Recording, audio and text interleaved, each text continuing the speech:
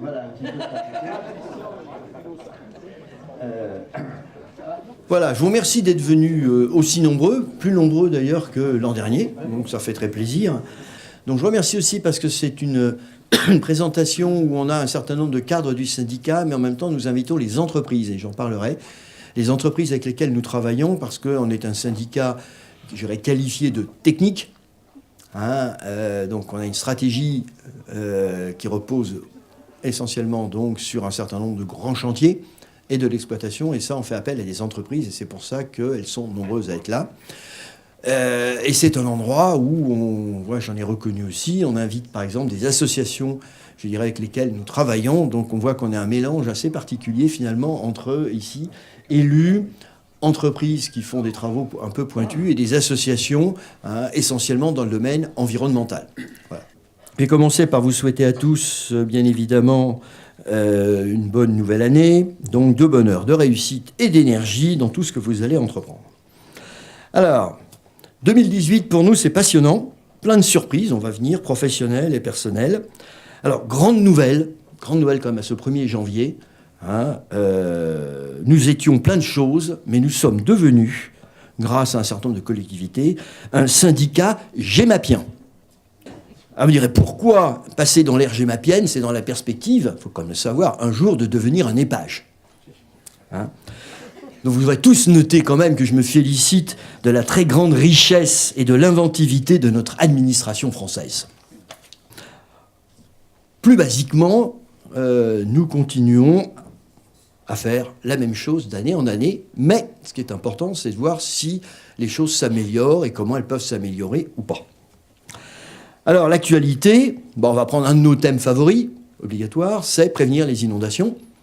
Il faut reconnaître que depuis le week-end dernier, on est directement concerné par un épisode pluvieux durable extrêmement important. On a été amené à déclencher Vigiorge, notre système d'alerte des populations, à titre essentiellement préventif, et pour le secteur de Savigny, où on a le parking Kennedy qui a été légèrement inondé. Je me félicite d'ailleurs qu'en 2017, la ville de Viry-Châtillon, qui avait été quand même durement éprouvée pendant les inondations de mai 2016, ait rejoint le système Vigiorde. Alors quelques mots sur quand même la gestion de l'inondation, puisqu'elle est complètement d'actualité. Comment ça se passe? C'est un problème très simple, vous allez voir, qui tient dans une seule formule. Donc vous voyez, vous avez un linéaire de rivière, de la pluie qui tombe, et donc des apports d'eau, partout sur le linéaire. Vous avez des bassins que vous pouvez remplir ou pas. D'accord? Vous avez une rivière, donc vous pouvez un peu moduler le débit. Et vous avez en perspective la Seine, dont le niveau, il peut monter ou pas. Et donc c'est très simple. Le président du syndicat, habilement, je dirais, soutenu par le directeur général, il a toutes ses touches sur son clavier et il s'en sert pour essayer d'éviter les inondations. Voilà. Donc, je reprends. Ce qui explique une chose qui est tout à fait paradoxale, qui est de nous dire, oui, mais regardez, l'Orge va déborder, elle est au niveau maxima. Alors, deux choses, c'est volontaire et c'est programmé. Pourquoi ? Parce que tant qu'on le peut, on essaie d'éviter de remplir les bassins, et notamment actuellement d'évacuer le maximum d'eau tant que la Seine n'est pas montée. Parce que, je dirais, on a un bouchon, en quelque sorte, à l'arrivée dans la Seine, et que si l'eau monte trop, on ne peut plus évacuer l'eau. Donc tant qu'elle n'est pas encore trop haute, on essaie d'évacuer un maxima. Et pour évacuer un maxima, on met l'Orge en limite de débordement. Donc, vous comprenez la petite difficulté qu'on a à expliquer à tout le monde, y compris parfois à des élus, que ce n'est pas parce que l'Orge est sur le point de déborder que c'est grave, puisque c'est tout à fait volontaire pour évacuer le maximum d'eau. Donc voilà, c'est en quelques mots pour expliquer un petit peu comment on gère. Après, il y a les bassins. Et alors, je dis que c'était simple. On a en revanche... Donc nous, on a notre partition avec, comme j'ai dit, nos claviers. Là où ça devient un peu plus compliqué, c'est qu'on a des apports d'eau aussi par l'Yvette, qu'on ne maîtrise pas. Et ensuite, vous avez l'Orge amont, où là, ils n'ont pas de capteur. Donc ils utilisent nos capteurs, donc ils ne savent pas trop ce qui se passe. Et puis, il y a la partie Rémarde, près de Celle, où là, qui sont comme des grands territoires en surface, sur lesquels il n'y a pratiquement pas de capteurs, puisque le seul de tête, il est à Saint-Cyr-sous-Dourdan. Hein, voilà. Mais il n'y a pas de syndicat, on ne s'en occupe pas. Donc en plus, je dirais, on a les touches sur lesquelles on peut jouer, puis il y a des endroits, il n'y a pas de touches. Ou c'est d'autres qui appuient dessus. Il n'y a pas de bassin. Voilà. Il n'y a pas de bassin. Donc voilà, donc ceci était pour décrire un petit peu à chaud comment se passe une gestion. Donc ce qu'on essaie, et c'est ce que les équipes, et je tiens à les remercier, du syndicat font, en se mobilisant, parce qu'on a un certain nombre de pompes d'ouvrages qu'il faut surveiller de très près, donc être capable d'intervenir, y compris la nuit, etc., hein, pour que, j'irai, toute cette stratégie qu'on met en place se passe bien. Voilà. Je dois dire que, je dirais, pour cette crise que nous avons connue, vous avez vu par rapport à d'autres rivières qui ont fortement débordé, je pense qu'elle a été quand même bien gérée, puisque nous n'avons pratiquement, enfin je dirais, à part juste un parking où on a laissé un petit peu envahir, on n'a pas eu d'inondation qui ait pu affecter des biens ou des personnes. Ceci étant, comme je le disais, ça veut dire qu'il nous manque quand même encore des zones d'expansion de crues en amont, on en a besoin. Hein. L'Yvette, enfin le syndicat de l'Yvette s'en occupe. Bon, dans la partie Orge-Amont et Rémard-d'Amont, en revanche, ça n'avance pas. Voilà. Alors, théoriquement, on a un grand plan qui s'appelle un PAPI, hein, pour, je dirais, organiser tout ça. Donc, un PAPI, c'est un programme, donc le dernier pays, c'est protection des inondations, programme d'action pour la protection des inondations, qui est en cours d'élaboration, donc qui doit rassembler tous les syndicats pour faire ça. Alors, je ne sais pas si nous aboutirons. Alors, c'est quelque chose qui est demandé par l'État. Donc, l'État a modifié ça. Pour ceux qui sont les grands exégètes, hein, c'était compliqué. Donc, l'État a amélioré les choses en les rendant encore plus compliquées. Hein, et désormais, le PAPI se décompose en deux. Hein, un PAPI d'intention et un PAPI d'action. Donc, le PAPI d'intention, c'est pour penser intelligemment à tout ce qu'il faut faire. Et donc là, on a de manière prescriptive, je crois que c'est 15 ou 17 axes, hein, sur lesquels on doit se prononcer, etc. C'est-à-dire qu'avant de commencer à faire des bassins, pour tout vous dire, et c'est un peu quand même l'inquiétude que j'ai, il faut commencer par dépenser en études, en réflexion, plusieurs centaines de milliers d'euros. Bon, vu l'urgence des inondations, moi je m'interroge quand même sur le processus, en sachant que ces études, c'est plusieurs centaines de milliers d'euros. On fait les études, et les travaux, ils seront éventuellement dans 3-4 ans au mieux. Bon, alors qu'il y a quand même des endroits où on sait qu'on pourrait essayer d'agir tout de suite. Voilà, donc on a travaillé là-dessus, on a travaillé aussi sur notre modèle hydraulique pour l'améliorer, mais on a quand même un certain nombre de procédures où il faut comprendre qu'au niveau du syndicat, on est assez dubitatif. Hein, il ne faudrait pas que la partie réflexion qui est nécessaire, hein, je dirais, sacrifie trop l'action qui, elle, est indispensable. Voilà. Alors, la deuxième vocation du syndicat, vous le savez, c'est l'assainissement et l'épuration. Alors, on a un rôle en matière d'assainissement, je dirais quelques mots sur les gros collecteurs, mais on a un rôle vis-à-vis des petites communes pour les aider dans leur gestion communale de l'assainissement et de l'épuration. Donc on a maintenant pratiquement terminé, donc, on va dire, la requalification complète sur la Charmoise, hein, donc les hameaux de la Charmoise avec l'entreprise Valentin, et la mise en service de 3 stations d'épuration avec des filtres plantés. C'est efficace, c'est peu coûteux, mais ça ne marche que dans des communes peu peuplées parce que ça demande quand même des grandes surfaces. Quand même le savoir, donc c'est pas du tout... Hein, je dirais reproductible dans des zones urbaines, parce qu'il y a trop d'habitants et il n'y a pas de surface. Or là, c'est le contraire, il faut peu d'habitants et les grandes surfaces. Mais quand on le peut, c'est une solution efficace et intéressante. Alors, il y a les solutions un petit peu intermédiaires. Donc, on a inauguré celle d'Arpenty à Bruyères-le-Châtel avec les entreprises TPE et ERS. Et on terminera le secteur complet en reconstruisant une station d'épuration traditionnelle à Fontenay-lès-Brice pour un montant de 2,6 millions. Quand même avoir en tête que ce sont des montants qui sont importants, même s'ils sont largement subventionnés. Ce sont deux choses différentes, le taux de subvention et le coût intrinsèque d'une installation. Donc avec les entreprises, donc TPE, Hydrea et Pinto. Alors pourquoi est-ce qu'on a fait ça ? Très clairement, c'est parce que quand ce programme a été envisagé il y a quelques années, pas tant que ça d'ailleurs, parce qu'en fait ce programme qui aurait duré sur 5-6 ans, ce qui n'est pas très long, les communes en question et nous-mêmes qui sommes à l'aval, avions constaté d'énormes apports d'eau usée dans ces toutes petites rivières. Voilà, tout simplement parce que les fosses septiques étaient mal ou pas entretenues dans la mesure où elles existaient. Parce que ce n'est pas forcément toujours le cas. Alors, ça fait partie du travail donc, que nous faisons pour les petites communes, sachant que pour les communes plus importantes qui sont en communauté, je dirais, comme par exemple Cœur-d'Essonne Agglomération ou l'ex-EPT12, donc pour nous c'est Paris, Bièvre, Orly ou Orly-Bièvre, je ne sais plus. Grand Orly, Seine-Bièvre. Ça y est, eux aussi, ils ont fait simple. Alors, voilà, essayez de prononcer le sigle et vous allez avoir le hockey. Voilà. Non, eux gèrent leur assainissement communal, mais pour les petites communes, elles nous le délèguent et c'est nous qui le gérons. Je crois que ça permet d'apporter de la technicité en la mutualisant.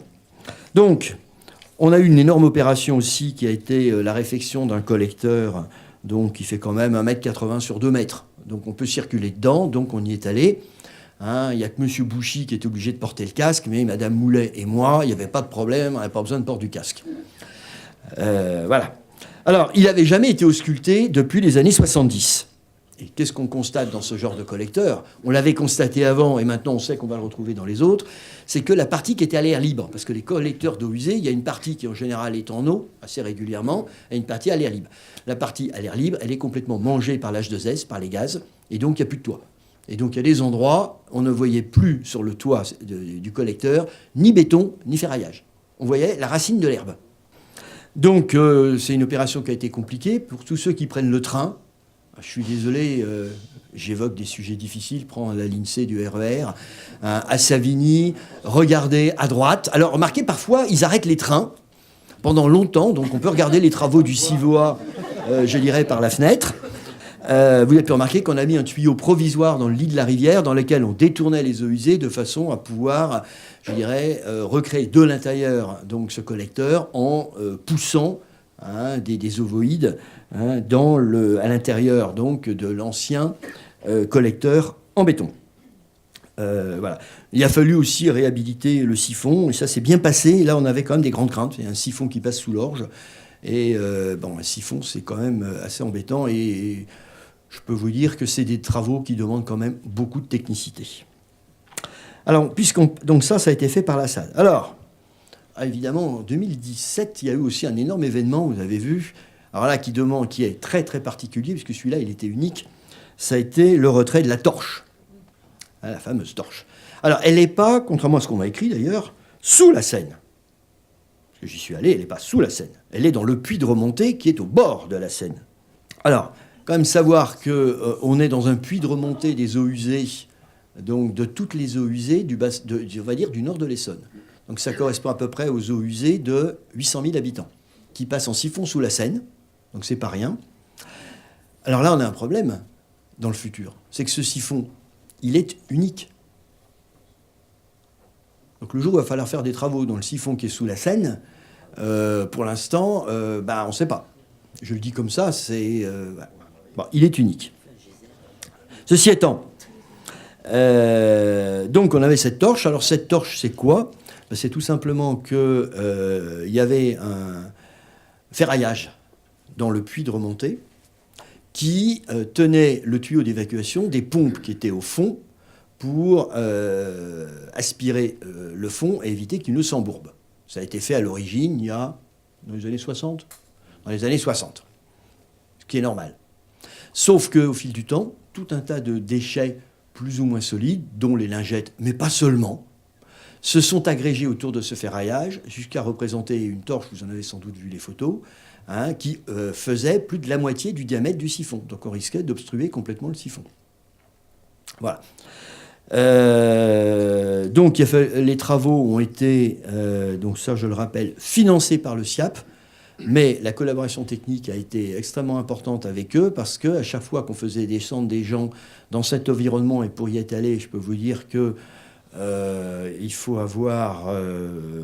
c'est assez impressionnant parce qu'on faisait les travaux que la nuit. Vous descendez dans une nacelle à 10 mètres de profondeur pour récupérer des lingettes et tout autre débris plus ou moins solide qu'il faut récupérer à la pelle de plage et à la main dans un espace extrêmement étroit. Oui, à la pelle de plage, parce que vous n'avez pas beaucoup de place. Donc vous avez des petites pelles pour gratter, des petits râteaux pour récupérer tout ça que vous mettez dans des seaux et que vous évacuez. Donc un travail quand même assez, moi je tiens à le dire, impressionnant. Et ça a été fait par l'entreprise Fayol. Finalement, ça s'est bien passé, ça a été terminé. Je crois qu'à la fin, ils ont dû enlever le ferraillage. Ils ont dû enlever les pompes et le ferraillage pour que le tube soit le plus lisse possible. Voilà. Donc j'ai écrit à M. Hulot, comme vous avez pu le voir, à propos des lingettes, pour lui dire que certains fabricants recommandaient de jeter les lincettes dans les eaux usées. Donc je lui ai écrit, mais vous savez que la poste n'est plus ce qu'elle était, et donc je n'ai pas encore reçu de réponse, mais je pense que ça ne saurait pas tarder. Ça pose d'autres problèmes, puisque ça veut quand même dire que tous ces déchets semi-solides... Alors, il y a autre chose que les lingettes. On trouve quand même la version supérieure de la lingette qui s'appelle la serpillière. Quand même savoir qu'on a récupéré des quantités invraisemblables de serpillière. Voilà. Donc, voilà.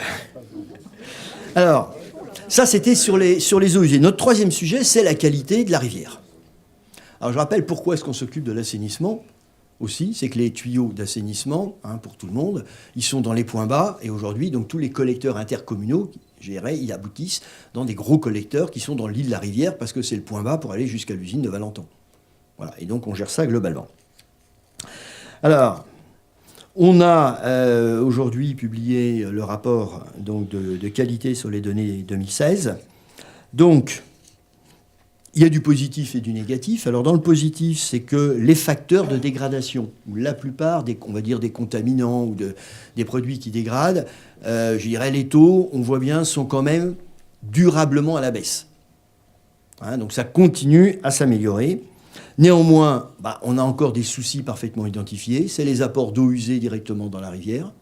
Il y en a encore, liés je ne reviens pas là-dessus, au mauvais branchement dans les réseaux. On a toujours des présences de pesticides.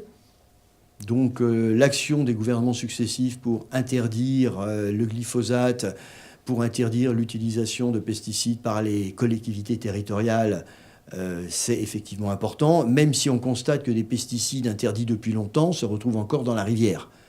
Donc soit en amont, des agriculteurs en avaient d'énormes stocks, ce qui n'est pas exclu, puisqu'ils avaient le droit d'écluser les stocks, soit il y a des phénomènes de ressuyage, ne va pas rentrer, mais de temporalité qu'on ne maîtrise pas complètement. Voilà.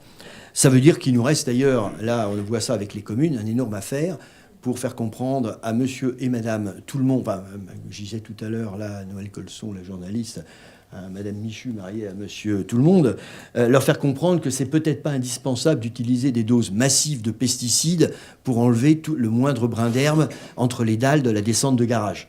Je prends un exemple très concret, mais il va falloir qu'on fasse passer ces messages-là. Idem pour les fils d'eau, mais nous, ça y est, mais c'est valable pour tout le monde. Parce que ça finit par se retrouver dans la rivière. Voilà. Donc, il reste encore quelques métaux lourds et quelque chose comme ça qui dégradent, mais sur la grande majorité des composants, ça s'améliore. Il y a quelques points durs dont j'ai parlé. Voilà. Alors, on le voit bien, d'ailleurs, c'est sur la qualité biologique de la rivière, là, on a une amélioration constante et évidente. Alors, ça ne va pas jusqu'au fait qu'on recommande de manger les poissons de l'orge. Ça sera pour plus tard. Mais aujourd'hui, ils arrivent quand même à survivre, alors qu'à une certaine époque, ils ne pouvaient pas raisonnablement survivre. Voilà. Alors pour faire ça, on continue à faire des actions qui sont parfois pas bien comprises, notamment les suppressions des clapets. Donc on en a supprimé 2 sur Villemoisson-sur-Orge, au pont des 5 Arches et aux Archives, et une à Athis-Mons, avec des opérations de renaturation, avec notamment ce qu'on a fait à Athis-Mons, un reprofilage de travers complet de la rivière, de façon à ce que on puisse à la fois augmenter la vitesse de courant. Donc pour ça, il faut faire un profil qui soit plus en V. Donc quand il y a peu d'eau, elle est au milieu et il y a une certaine vitesse de courant. Mais en même temps, avec, des pentes douces de chaque côté pour que ça puisse plus facilement, en cas de débit élevé, déborder. Ou occuper, une section plus importante qui va être végétalisée, qui va servir de filtre, etc. Voilà. Alors ceci, on le fait pour l'eau, vous avez compris, pour évacuer les eaux usées, et bien évidemment pour que l'Orge soit aussi un axe de promenade extrêmement agréable pour tout le monde. Donc on a beaucoup Donc on a remplacé les panneaux, on essaie de faire ça avec les villes. Et aujourd'hui, finalement, on est un petit peu victime, il faut le savoir, de notre succès. Et donc on est obligé de lancer un groupe de travail avec les villes parce qu'on a des endroits qui sont surfréquentés. Voilà, phénomène qu'on ne connaissait pas il y a une dizaine d'années, mais auquel on fait face maintenant. C'est-à-dire trop d'affluence. Et quand on voit à certains moments, au bassin du Trévois, le nombre de barbecues, etc., ça finit par poser des problèmes. Surtout quand on voit des gens avec leur scie pour chercher du bois localement. Bon voilà, donc on a donc la vallée est bien, on essaie, elle est attractive, presque trop. On essaie d'aller plus loin dans cette attractivité. Donc j'ai lancé maintenant, on a commencé cette année, à essayer que tous les 3 mois, on fasse un nettoyage de l'orge. Alors ça, je vous invite à lire notre truc parce que c'est extrêmement intéressant de voir tout ce qu'on trouve dans l'orge. On récupère des vélib. Donc il y avait des vélib, des moteurs, plus classiques, des matelas, etc., etc. Et beaucoup de petits déchets. Donc bien que la rivière, vous avez vu, il y a quand même beaucoup d'endroits où autour, c'est des espaces verts, il y a quand même beaucoup de détritus, et donc on a une action extrêmement importante, et j'ai demandé à ce qu'on fasse systématiquement des nettoyages de la rivière, parce que, j'irais une rivière quand même, si on veut qu'elle soit attractive, c'est quand même mieux d'avoir une rivière visuellement qui soit, je dirais, qui a l'air propre. Voilà. On a continué notre politique d'acquisition, d'acquisition foncière en fond de vallée, de façon à avoir des zones inondables et des zones qu'on puisse végétaliser. Donc je ne reviens pas. L'année 2017 a été, on va dire, moyenne en matière de surface d'acquisition.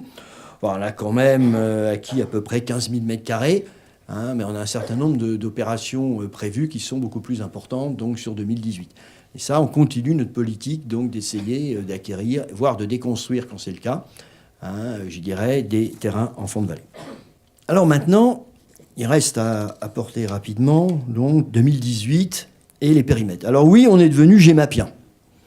Alors gémapien, c'est, comme je l'ai dit, quelque chose d'un petit peu particulier. Ça veut dire que, donc là tout le monde a pris des notes, va prendre des notes, que la compétence GEMAPI a été transférée automatiquement, donc soit d'établissements publics, soit de communes, à la communauté d'agglomération ou à la MGP dont elles dépendent, qui immédiatement, ce que les juristes appellent un instant de raison après, nous l'ont rétrocédé au syndicat. Vous avez tous suivi. Ça veut dire 2 choses. En pratique, ça ne change rien, mais c'est important, vu de l'administration. C'est compliqué, donc important, et non pas le contraire. On peut faire des choses importantes, mais simples. Mais pour l'administration, dès lors que c'est compliqué, c'est important. Voilà. Donc, ça ne change rien pour nous, sauf qu'entre-temps, les esprits avertis que vous êtes ont noté que ça nous a fait gagner des membres.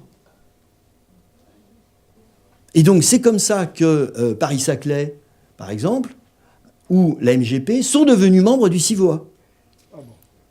Et oui, parce que bien qu'ils ont récupéré la compétence juridique, or, comme c'est nous qui l'avons dans nos statuts, ils nous la délèguent, mais ils restent membres, je dirais. Ils ont droit d'être membres.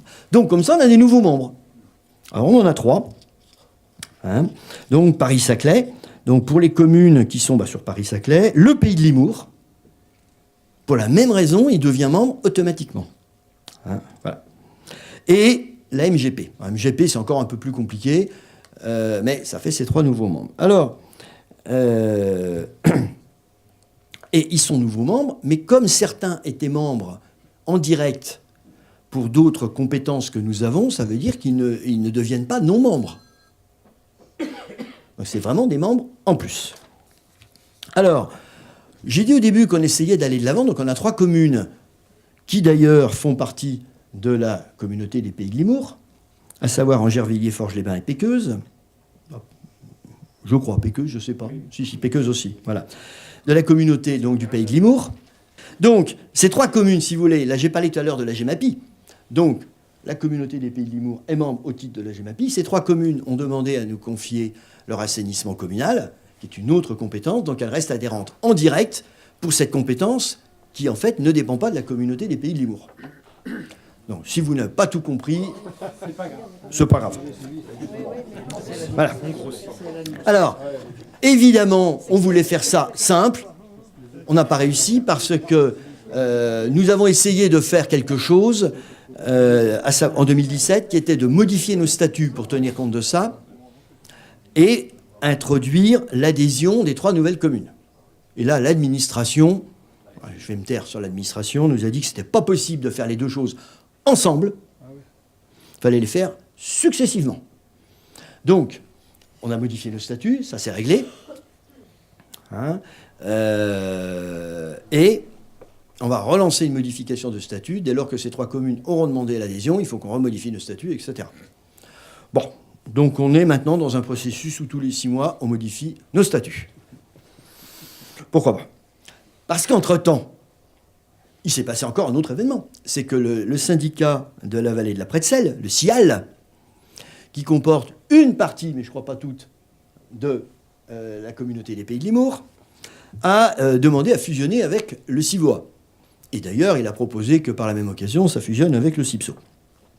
Alors revenons quelques mots sur ce qui s'est passé en 2017. En 2017, il y avait un processus de fusion avec le CIPSO qui a été engagé à la demande de Cœur d'Essonne Agglomération, et à l'arrivée, ça a été stoppé par la préfecture, pour un certain nombre de raisons. Juste un petit mot, un petit commentaire. Il faut savoir que Sainte-Memme et Saint-Martin-de-Brétancourt, 2 communes que tout le monde connaît, grâce à leur large population, avaient, avec 1200 habitants, 2 fois 600, avaient 3 voies. Une pour 400 habitants en voie. Cœur d'Essonne Agglomération, 193 000 habitants, 1 voie. Voilà. Bon. Non, elle pèse pas plus lourd. Elle pèse pour 1. Voilà. Donc, voilà. Alors, ça veut dire quoi? La fusion a été arrêtée. Ceci étant, juridiquement, à la demande du SIAL, je le dis clairement, nous allons la relancer. Et la relancer, contrairement à ce que je lis parfois, dans un seul objectif. C'est de gérer globalement le bassin versant, pour la qualité de la rivière, parce qu'il reste des efforts à faire en aval et en amont. Pour la protection des biens en termes d'inondation, là, comme je l'ai dit tout à l'heure, dans l'aval, nous sommes au maximum des capacités de bassin de retenue des eaux.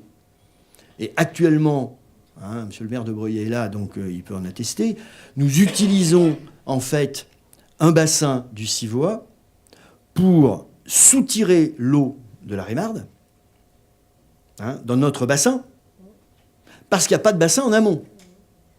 Donc on voit bien que la gestion technique sur un bassin, elle doit se faire globalement. Et par syndicat, ça n'a pas de sens. Ça n'a pas de sens. Voilà, donc il nous faut une gestion intégrée donc, de tout le bassin de l'Orge, et d'autant qu'aujourd'hui on sait qu'il y a des actions spécifiques à entreprendre sur les terres agricoles, parce qu'on a beaucoup trop d'apports d'eau. Il faut envisager avec les agriculteurs de faire évoluer certaines pratiques agricoles, parce que l'eau qui tombe sur des grandes zones agricoles se retrouve quand même beaucoup trop vite dans la rivière. Ça, c'est suite à des années de drainage, de construction de fossés sans autorisation, parce qu'il n'y en a pas besoin, de façon à envoyer les eaux le plus vite possible dans la rivière. Donc, ce qui n'existait pas avant, quand il n'y avait pas de drainage et qu'il y avait des haies, aujourd'hui, pénalise les zones urbaines parce qu'on a des apports d'eau usée beaucoup plus rapides. Donc il faut bien qu'on ait cette gestion globale. Et je termine, cette gestion globale, pourquoi? C'est tout simplement parce que les moyens financiers, ça se comprend très bien, étant liés à la population, les moyens financiers, ils sont sur l'aval. Et je comprends tout à fait que des petits syndicats de l'amont n'aient pas les moyens financiers de faire ça. Mais ça s'appelle la solidarité. Il n'y a pas de mystère, c'est pas contre quelqu'un, ça s'appelle la solidarité dans l'intérêt de tout le monde. Donc, sans hésitation, nous participerons à ce processus pour créer un grand syndicat de l'Orge en 2018, avec horizon 2019. Voilà. Et je ne sacrifierai pas, je le dis très clairement, à la procrastination préconisée par certains et au quant à soi préconisé par d'autres. Voilà. Et dernier point, il faut aller au-delà de 2018. Alors on s'est posé la question, pour aller au-delà de 2018, quel était l'horizon que l'on pouvait se fixer. Et donc, je fixais un horizon à 2040. Et donc, je vais lancer une réflexion à horizon 2040. Je vois un certain nombre de calmement, là, devant moi. Eh bien, je ne suis pas d'accord. Je ne suis pas d'accord. Je vais vous donner 2 exemples. Parce qu'on a commencé à amorcer des pistes là-dessus. Horizon 2040. On pourrait avoir des robots qui fassent l'entretien des pistes, des pelouses, etc. dans la vallée. C'est maintenant qu'il faut y penser. En 2040, il est très probable qu'on aura des périodes de sécheresse telles qu'il n'y aura plus d'eau dans la rivière. Ce qui veut dire qu'il faudra peut-être que les bassins que nous avons aujourd'hui servent de bassins de stockage d'eau pour assurer un minimum de débit dans la rivière. Aujourd'hui, ce n'est absolument pas prévu pour ça. Donc moi, je crois que cette réflexion, elle est intéressante, c'est d'aller au-delà du court terme, c'est-à-dire des extrapolations de ce que nous faisons aujourd'hui, pour savoir effectivement comment ça se passera. À horizon 2040, peut-être qu'il n'y aura plus de mauvais branchements, et donc on n'aura plus d'apport d'eau de pluie, on va prendre ce pari-là, dans les réseaux, que les réseaux ont été réhabilités. Quelles en sont véritablement les conséquences sur le niveau des flux? Parce qu'aujourd'hui, on vit, on subit, on anticipe le fait que dès qu'il y a de la pluie, on se récupère plein d'eau de pluie dans les eaux usées. Si ce n'est pas le cas, je rappelle, parce que pour tout le monde, vous allez dire, on pourrait imaginer que c'est évident, je rappelle que ce n'est pas un problème trivial, dans la mesure où sur Paris Intramuros, qui a des réseaux unitaires, ils diluent justement les eaux usées, dont les eaux de pluie, avant de les emmener dans les stations d'épuration. Parce que leurs stations d'épuration ne seraient pas capables de traiter des eaux usées trop concentrées. Donc anticiper sur ce genre de choses me paraît indispensable et c'est pourquoi nous allons lancer en 2018 ces actions-là, Horizon 2040, qui intégreront le changement climatique, mais de mon point de vue, qui doivent aller au-delà. Donc voilà, conclusion pour faire tout ça, je tenais à vous remercier d'être là, à rappeler le professionnalisme, l'enthousiasme et le dynamisme de tous les agents du syndicat qui nous suivent, nous, élus, dans toutes ces actions. Remercier les entreprises qui nous apportent la technicité et des moyens que nous n'aurions pas. J'en ai cité un certain nombre. Et je voulais terminer en rappelant 2 petites choses en termes de petites citations. Une de quelqu'un qui est bien connu, d'Hubert Reeves, qui dit qu'à l'échelle cosmique, l'eau est plus rare que l'or. Donc c'est... voilà. Et puis, je crois qu'il faut aussi se mettre un peu dans une perspective, un petit peu de travail et de philosophie dans ce que l'on fait. Et donc vous rappelez, c'est une citation, mais je ne vais pas retrouver de qui. Faire ce que l'on aime, c'est la liberté. Aimer ce que l'on fait, c'est le bonheur. C'est ce que j'essaie de faire partager par toute l'équipe. Merci.